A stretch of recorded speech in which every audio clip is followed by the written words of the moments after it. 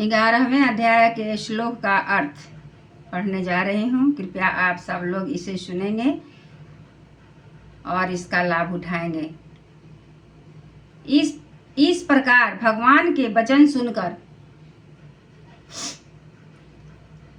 अर्जुन बोले, हे भगवान, मेरे पर अनुग्रह करने के लिए परम गोपनीय अध्यात्म विषयक वचन अर्थात उपदेश आपके द्वारा जो कहा गया, उससे मेरा यह अज्ञान नष्ट हो गया है। क्योंकि हे कमल नेत्र, मैंने भूतों की उत्पत्ति और प्रलय आपसे विस्तार पूर्वक सुने हैं तथा आपका विनाशी प्रभाव भी सुना है। हे परमेश्वर, आप अपने को जैसा कहते हो यह ठीक वैसा ही है, परंतु हे पुरुषोत्तम, आपके ज्ञान, ऐश्वर्य, शक्ति, बल, बीज और तेज युक्त रूप को प्रत्यक्ष देखना चाहता हूँ। इसलिए हे प्रभु, मेरे द्वारा वह आपका रूप देखा जाना शक्य है। ऐसा यदि मानते हैं तो हे योगेश्वर, आप अपने अविनाशी स्वरूप का मुझे दर्शन कराइए। इस प्रकार अर्जुन के प्रार्थना करने पर श्री कृष्ण भगवान बोले, हे पार्थ, मेरे सैकड़ों तथा हजारों नाना प्रकार के तथा नाना वर्ण तथा आकृति वाले अलौकिक रूपों को देख। हे भरतवंशी अर्जुन, मेरे में आदित्यों को अर्थात अदिति के 12 पुत्रों को और 8 वसुओं को, 11 रुद्रों को तथा दोनों अश्विनी कुमारों को और 49 मरुदगणों को देख तथा और भी बहुत से पहले न देखे हुए आश्चर्यमय रूपों को देख। हे गुडाकेश, अब इस मेरे शरीर में एक जगह स्थिर हुए चराचर सहित संपूर्ण जगत को देख तथा और भी जो कुछ देखना चाहता है सो देख, परंतु मेरे को इन अपने प्राकृत नेत्रों द्वारा देखने निसंदेह समर्थ नहीं है। इसलिए इसी से मैं तेरे लिए दिव्य अर्थात अलौकिक चक्षु देता हूँ। इससे तू मेरे प्रभाव को और जोग शक्ति को देख।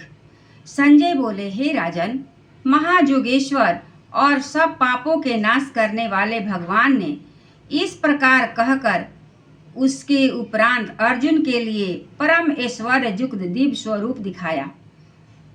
उस अनेक मुख और नेत्रों में से युक्त तथा अनेक अद्भुत दर्शनों वाले एवं बहुत से दिव्य भूषणों से युक्त और बहुत से दिव्य शस्त्रों को हाथ में उठाए हुए तथा दिव्य माला और वस्त्रों को धारण किए हुए और दिव्य गंध का अनुलेपन किए हुए एवं सब प्रकार के आश्चर्यों से युक्त सीमा रहित विराट स्वरूप परम देव परमेश्वर को अर्जुन ने देखा।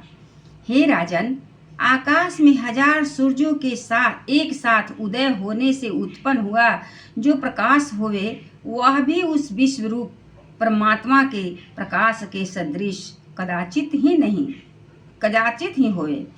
ऐसे आश्चर्यमय रूप को देखते ही पांडुपुत्र अर्जुन ने उस काल में अनेक प्रकार से विभक्त हुए अर्थात पृथक पृथक हुए संपूर्ण जगत को उस देव श्री कृष्ण भगवान के शरीर में एक जगह स्थिर देखा।